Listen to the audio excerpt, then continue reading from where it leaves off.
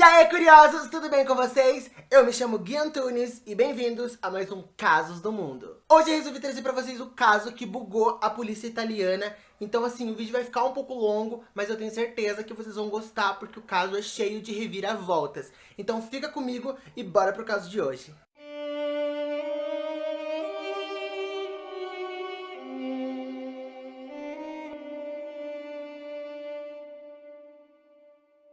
Yara Gambirasio tinha 13 anos e era filha de Silvio e Maura Gambirasio. Ela tinha 3 irmãos, uma mais velha e 2 mais novos, e junto com a sua família ela vivia em Bembratriri di Sopra, que era uma cidadezinha que ficava ali no norte da Itália, e eles eram uma tradicional família feliz. Não deviam nada pra ninguém, eram super calmos e tranquilos. A Yara era extremamente fascinada e apaixonada por ginástica, então ela sempre estava treinando, sempre estava indo em competições, e os seus amigos eram todos desse ramo também. No dia 20 de novembro de 2010, por volta das 5h15 da tarde, a Yara vai até o ginásio que ela treinava para deixar algumas coisas que ela havia emprestado, mas ela acaba ficando lá por um pouco mais de tempo.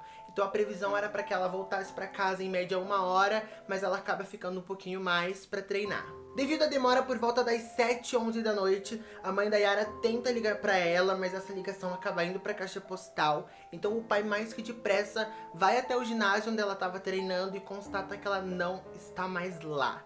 Então rapidamente ele liga para a polícia para informar de um possível sequestro, porque a Yara não era uma menina de sumir e fazer esse tipo de coisa. A polícia italiana então começa a investigar e procurar a Yara, e eles também começam a falar com pessoas próximas, amigos e familiares, para saber se alguém poderia ter feito isso com a menina. Porém, eles descartam que alguém próximo tenha feito isso, mas eles colocam escutas telefônicas em algumas pessoas para escutar possíveis conversas. Os policiais refizeram os passos da Yara e comprovaram que ela estava sim no ginásio e havia ficado sim até um pouco mais tarde. Porém, a sua última mensagem foi às 6h44, onde ela mandou uma mensagem para uma amiga para combinar um fim de semana. E então esse foi o último momento assim que viram um rastro da Yara. Como essa mensagem foi constatada, então os policiais chegaram à conclusão de que ela não tinha a intenção de fugir, porque ela estava combinando o fim de semana. Então eles vão tentar procurar o último sinal do celular da Yara. E a última vez que o celular da Yara pegou sinal foi numa vila chamada de Mapello, que ficava a 3 km da cidade onde ela morava. Porém, após muitas investigações, os policiais acabaram percebendo que o horário que o celular da Yara foi visto por último e o horário da última mensagem não batiam, sabe? Os minutos não batiam.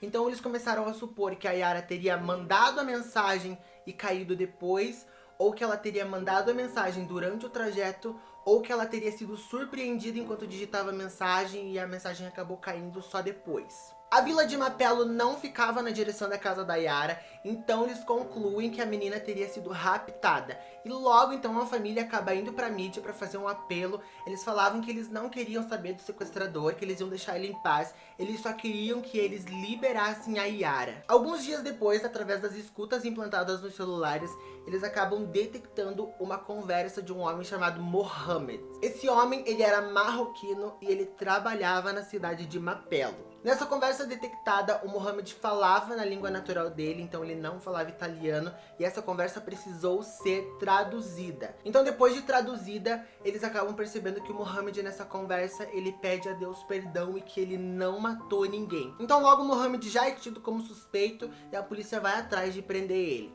Porém, ele se encontrava num barco indo para Marrocos. Mas a polícia foi mais esperta e conseguiu parar o barco. E na casa do Mohamed, eles encontram um colchão com sangue. Então depois de algumas perícias, eles acabam verificando que o sangue não é da Yara e que a conversa traduzida teria um outro sentido. Então o Mohamed é descartado como suspeito. No dia 27 de abril de 2011, 3 meses depois do sumiço da Yara, em Tignolo, uma cidade que ficava a 10 km de onde a Yara morava, um piloto de avião pousa em um campo aberto, e nesse campo aberto havia assim um monte de coisas, sabe, que as pessoas jogavam, tipo sofá velho, tapete velho, um monte de coisa velha, e ele avista então o corpo de uma menina morta. Então imediatamente ele já liga para a polícia vai rapidamente até o local onde esse piloto diz que tá esse corpo. Chegando no local, eles detectam que o corpo é sim da Yara, mas ele já está num processo avançado de decomposição. Porém, pelas roupas, eles conseguem concluir que esse corpo é da Yara. E junto com o cadáver, eles encontram o iPod da Yara e também as chaves de sua casa. A autópsia do corpo da Yara durou 2 dias e eles concluíram que ela não sofreu nenhum tipo de violência sexual. Eles não sabem dizer se houve a tentativa, mas se essa tentativa houve, ela não foi completada. A perícia concluiu que a Yara levou 6 facadas, incluindo pulsos e pescoço. Eles também verificaram que ela possuía uma ferida muito profunda na nuca e que essa ferida poderia ter sido causada por uma pedra. Mas eles concluíram que a causa da morte não foram as facadas e nem a ferida na nuca, e sim hipotermia. Ou seja, o assassino fez tudo aquilo com ela e deixou ela no tempo para morrer, e ela morreu de frio por volta da meia-noite do mesmo dia. Nas roupas da Yara, eles encontram um possível DNA do assassino, que eles nomeiam como Desconhecido 1, e através de estudos eles também concluem que esse assassino tem 94% de chance de ter olhos claros e também de viver na cidade de Mapelo. E é a partir desse ponto que o negócio começa a ficar doido. Então fica aqui comigo, não sai do vídeo, pra você ver a doideira que aconteceu com esse caso. A mídia estava muito em cima desse caso e os policiais estavam muito empenhados, mas eles só tinham esse DNA do assassino. Eles não tinham uma digital, eles não tinham absolutamente nada, somente esse DNA. Então eles começam a coletar DNAs de pessoas próximas a Yara para ver se eles conseguem achar algum possível suspeito. Então, como eles sabem que possivelmente o assassino possa ser um homem e também tem olhos claros, eles começam a focar no cromossomo Y dos suspeitos. Então eles começam a focar em homens. Então, após muitas pesquisas e muitos DNAs testados, eles chegam até Damiani Guerinoni. Eles chegam então em Damiano, mas o Damiano não pode ser o assassino, porque o DNA não bate 100%. Então eles concluem que possa ser alguém da família do Damiano. Então eles vão até a casa do Damiano, mas lá eles concluem que o pai dele já havia sido morto e que também não poderia ter sido ele, porque ele estava na América do Sul fazendo algumas coisas, então ele não podia ser o assassino. Então, chegando na casa do Damiano, a polícia conversa com a mãe dele e concluem que ela havia sido empregada da família da Yara. E ela viu a Yara crescer, então ela fica assim, extremamente muito chocada, e a família dela toda coopera com a polícia. Então todos os homens liberam seu DNA para serem testados, e a polícia também coloca escutas no telefone da família, mas eles acabam não tendo nenhuma prova, então eles acham que a família do Damiano não tem nada a ver, e fica por isso mesmo. Mas devido ao DNA, os investigadores sabem que é alguém da linhagem do Damiano. Então imediatamente eles começam a fazer a árvore genealógica da família dele. Fazendo isso, eles chegam até uma parte da família do Damiano que mora em Gorno, que ficava a 45 quilômetros de Mapelo. E eles eram uma família assim muito importante na cidade. Eu não sei direito o que eles faziam nessa cidade, mas eles eram muito importantes. Então os investigadores vão até Gorno, fazem alguns testes de DNA e conseguem chegar num primo do Damiano. Mas esse homem ainda não tem o DNA compatível, então eles resolvem investigar mais a família. E descobrem que o pai dele morreu em 1999, então não pode ser suspeito. E ele tinha um irmão, mas verificando o DNA do irmão, eles também já veem que ele não pode ser um suspeito. Então os policiais perguntam para esse primo do Damiano se o pai poderia ter tido um filho fora do casamento. Ele disse que não sabe, que não tem nenhuma suspeita disso. Então, como o pai tá morto, não tem como eles ter a certeza e perguntar para alguém se existe esse filho ou não. Então os policiais perguntam para esse primo do Damiano se existe algum objeto que possa ter preservado o DNA do pai dele que já havia falecido. Então olha que coisa curiosa. Procurando, eles acabam encontrando uma carta que havia sido enviado pelo pai desse primo à sua irmã. E essa carta havia sido colada com saliva. Então, através da saliva contida nessa carta, eles acabam fazendo os exames de DNA. Depois de muito estudar, eles concluem que esse homem morto é o pai do assassino. Inclusive, eles exumam o corpo para ter essa certeza e acabam concluindo mesmo assim. Porém, surge uma nova incógnita dentro desse caso, que é a seguinte: como os únicos 2 filhos registrados desse homem não podem ser o assassino porque o DNA não bateu, então ele só podia ter um filho fora do casamento. Mas é aí que o caso fica enorme, porque como ninguém sabia que ele tinha um caso fora do casamento, então ninguém sabia quem era essa mulher, ninguém sabia quem era o filho, então os policiais teriam que correr atrás agora do DNA da mãe. Isso mesmo, do DNA da mãe, que ninguém sabia quem era. Então nesse momento já era como procurar uma agulha no palheiro, porque eles tinham que achar uma mulher de mais de 60 anos, que tivesse tido um caso com um homem há 30 anos atrás e tivesse tido um filho. Então assim, essa mulher já podia estar morta. Então eles estavam nem sabendo que eles mesmos estavam procurando. Então eles começam a coletar vários tipos de DNA, mas eles não chegam a lugar nenhum. Depois de muito procurar, a chefe de investigação do caso, que havia prometido para a mãe da Yara que ela ia achar o assassino, resolve levar esse DNA, que foi encontrado nas roupas da Yara, até 2 especialistas em DNA de uma universidade muito renomada da Itália. E pesquisando e estudando esse DNA, eles acabam encontrando uma mutação chamada de alelo 27. E por ironia do destino, eles concluem que essa mutação não veio do pai, então ela só poderia ter vindo da mãe.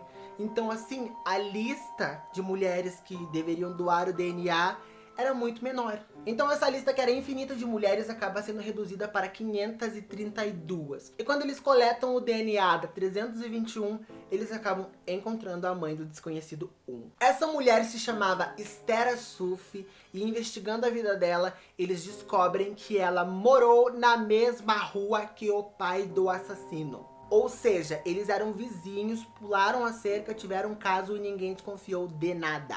A Esther tinha 3 filhos, um mais velho e um casal de gêmeos que nasceram em 1972, e é justamente o homem desse casal de gêmeos que foi identificado como o assassino. Massimo Bossetti tinha 42 anos e morava com sua esposa e seus filhos em Mapello. Descobrindo isso, a polícia começa então a investigar a vida do Massimo, ver os lugares que ele frequenta, ver onde ele trabalha e tudo mais. Então eles bolam um esquema para conseguir o DNA do Massimo. E o esquema foi o seguinte: eles armaram em uma rua que eles tinham certeza que o Massimo passava uma espécie de blitz com bafômetro. Então na hora que o Massimo estava passando por aquela rua, eles pararam o carro dele e pediram para que ele assoprasse o bafômetro. O Massimo assopra e os policiais dizem que estava tendo um problema com o equipamento. Então eles retiram o biquinho e guardam em um saco de provas e pedem para que o Massimo assopre de novo em outro biquinho. Então eles comprovam que o Massimo não estava bêbado, liberam ele e guardam esse segundo biquinho também em um saco de provas. Esses biquinhos que o Massimo assoprou foram levados para fazer exames de DNA, e nesses exames eles comprovam que o Massimo é o desconhecido 1, ou seja, Massimo é o assassino da Yara. Descoberto isso, é determinado um mandado de prisão para o Massimo. O Massimo era pedreiro e naquele momento ele estava ajudando na construção de um prédio. Então os policiais vão até esse prédio e no momento que o Massimo percebe que eles estão atrás dele, ele começa a correr e os policiais vão atrás dele. Então ele tenta fugir, mas como não tem como fugir porque é um prédio, ele acaba se entregando. No dia 16 de junho de 2014, o Massimo é detido e ele alega inocência. A mãe dele também alega que ela nunca teve um caso fora do relacionamento e que todos os filhos são filhos biológicos do seu marido. No dia 16 de julho de 2016, a prisão perpétua de Massimo é decretada. Segundo os policiais, no histórico de internet do Massimo, haviam pesquisas sobre conteúdos de pedofilia. Massimo frequentava os lugares que a Yara frequentava. O celular do Massimo estava desligado durante o período em que a Yara sumiu e foi assassinada. E nas roupas da Yara existiam fibras do banco do carro do Massimo. Porém, no banco do carro não existia nenhum resquício de DNA da Yara, mas como o carro havia sido lavado várias vezes, esse DNA poderia ter sumido. Então essas foram algumas das provas que conseguiram provar que o Massimo era sim o assassino. A defesa do Massimo diz que o DNA encontrado na roupa da Yara não prova que ele é o assassino, e sim que ele estava no momento em que ela foi assassinada, mas que não prova nada. E a Yara foi enterrada junto com os seus avós. Então, gente, esse foi o caso de hoje, e eu acho esse caso, assim, interessantíssimo. Eu acho que o trabalho da polícia foi excelente, assim, foi nota 1000, e eu não tenho nem o que falar, porque, assim, é tanto desenrolar, nossa, sem palavras. Então me conta aqui nos comentários o que você achou desse caso, o que você achou de tudo, me conta todas as suas opiniões, que eu vou adorar saber. Então, minha gente, foi isso. Não se esquece de clicar em gostei aqui embaixo se você gostou desse vídeo e de se inscrever no canal para receber mais casos como este. Também não se esquece de me seguir nas redes sociais, por lá a gente pode conversar, bater um papo bem bacana, e vocês podem também me mandar sugestões de casos. É isso, um beijo e até o próximo vídeo.